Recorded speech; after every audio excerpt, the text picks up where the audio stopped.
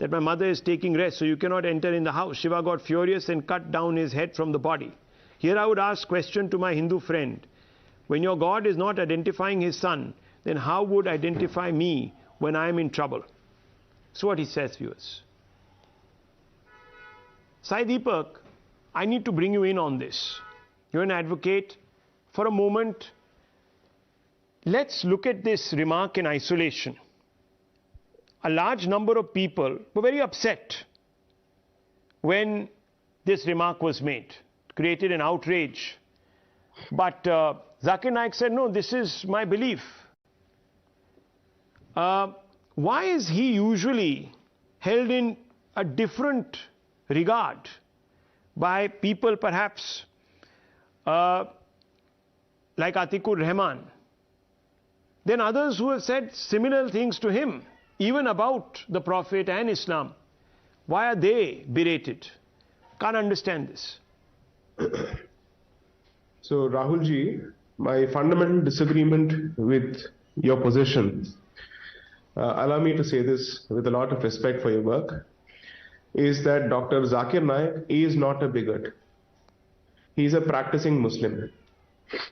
Therefore, he is candidly presenting his views as a Muslim, which finds acceptance in a significant cross-section of the Muslim population, and it also finds acceptance and endorsement from an avowedly Islamic state, which has Islam as its state religion, and which, knowing fully well that these are his views and these are his contributions to religious peace and harmony in Bharat, has chosen to welcome him to such a global event.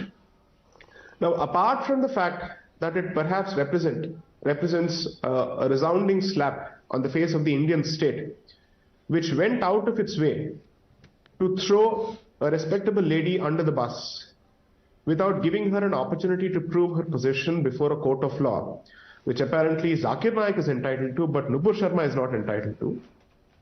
I think it's for the Indian state to ask itself, why does it choose to mollycoddle and pamper such sentiments when countries such as Qatar seem to have the confidence to hold on to their position and walk their talk and have the courage of their conviction to speak their mind? Qatar is not to be blamed. Mr. Rashid is not to be blamed. Zakir Naik is not to be blamed, because they are doing what they believe is right in accordance with their belief systems and faith systems. That is their position.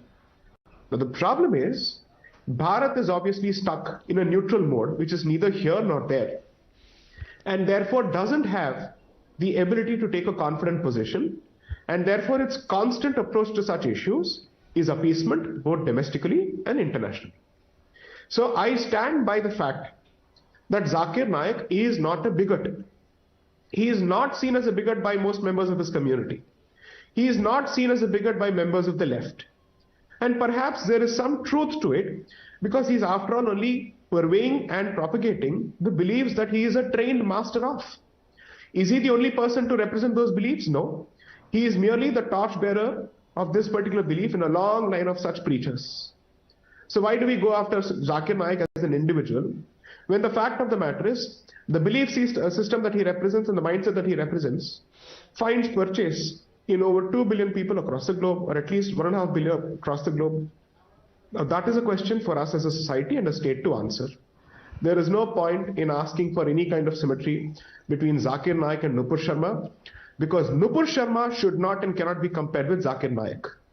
She is not a religious preacher.